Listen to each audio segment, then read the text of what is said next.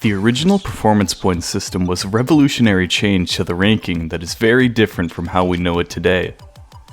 With more than 7 years separating PPv1 and the present day, it's fallen out of the public's mind for the most part. It only lasted for about a year and a half, from mid-2012 to late 2013, but its impact on players in the current ranking is great. To help everyone remember exactly what PPv1 was, I'll lay out the history and details of how the system worked. Without further ado, here's the story of PPv1. Starting with the beginning of the game, the ranking system used for years was ranked score.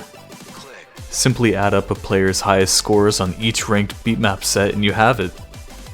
It's an easy system for players to understand and the developers to implement, which is why it stayed that way for so long. The major downfall of score though was that higher scores didn't necessarily correlate to higher skill. A long, hard difficulty could potentially give more score than a shorter and more challenging, insane difficulty. What players wanted was a system where the most challenging plays would be rewarded more, so the best players would be on top. If there were some way to measure how hard a map is, then the rankings would be much more accurate based on skill. Peppy secretly worked on a successor to score until April 2012 when he added a new statistic to player profiles. It was shown as until the 17th when the project was renamed Performance Points, or PP for short.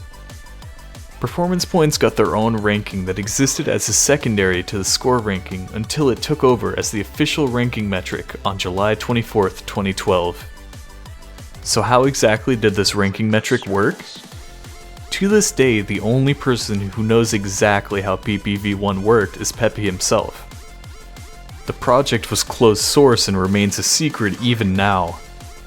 That's not to say that we know nothing though. A handy infographic which was published on the OS Wiki lays out how the system generally worked.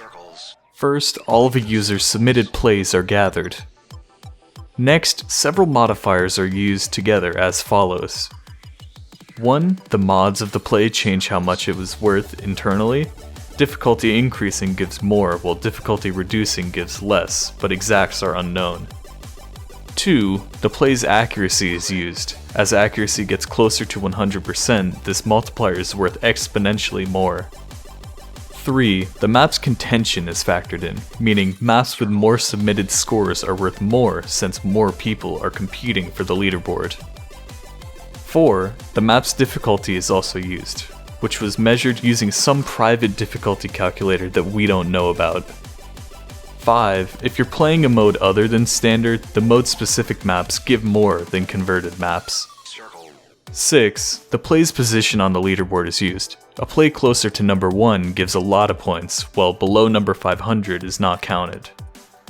7. The age of the play is factored in, where as time passes, plays start to give less points up to a year after they are set when they barely give anything. And according to Peppy, number 8, magic. There were a few other various cases such as perfect combos giving 9% more points, but these were the major and important factors. Once these modifiers came together, they are sorted in descending order of points and weighted and summed, much like top plays are today. This final number is the total performance points that a user had in PPv1. Some things were changed, such as the limit where a play's rank stops giving points being increased from number 500 to number 648 and then to an unknown higher amount. Mostly everything stayed approximately the same despite the tweaking. Comparing it to today's ranking system, a few things stand out as interesting and kind of cool ideas. For one, it's extremely hard to farm maps for PP thanks to the rank falloff for each beatmap's leaderboard. Peppy, at least at the time, even said that he considered the system to be farm-proof. Also, due to the value of a play decaying with age, the rankings were kept fresh and active. Being inactive could cost more than half of your points within a year, so players were encouraged to keep competing to get on top. Unfortunately, there were a few drawbacks to these specifications as well. Since maps with more contention gave more points, there started to become problems with scores on super popular maps. In theory, these plays were much harder to achieve a high rank on since everybody was trying to do it, but it turned them into pseudo-farm maps for top players. Placing near the top on an extremely popular hard difficulty with mods could give many more points than even a modded play on an insane difficulty.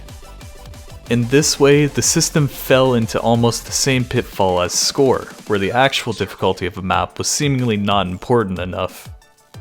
Along with this, the lack of transparency in how the system operates caused a lot of confusion for players and made it harder for Peppy to work on alongside the game. Today's ecosystem of a completely open source OS allows anyone to contribute to fixing any problems they see with the ranking, but back then it was just him. Eventually, players grew fond of a new solution to the PPv1 ranking system. A third-party ranking was created by Tom94 that he called OSTP, which was a ranking system fully developed and hosted on a website by him. It used an implementation of his own difficulty calculator that he coded without any of the other pieces of PPv1.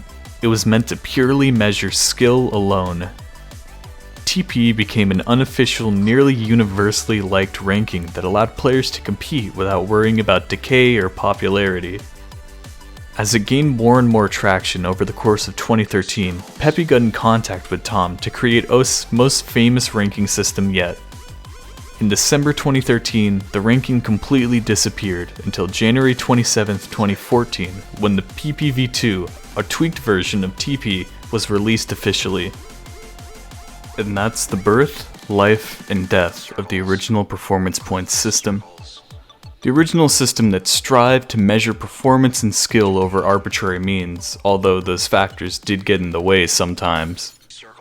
Thanks to this system by Peppy and OSTP by Tom94, performance points was able to evolve into what we know it as today. Maybe one day someone might look at a few of the ideas from PPv1 and create a ranking that people really like, in the same way that TP did. Who knows?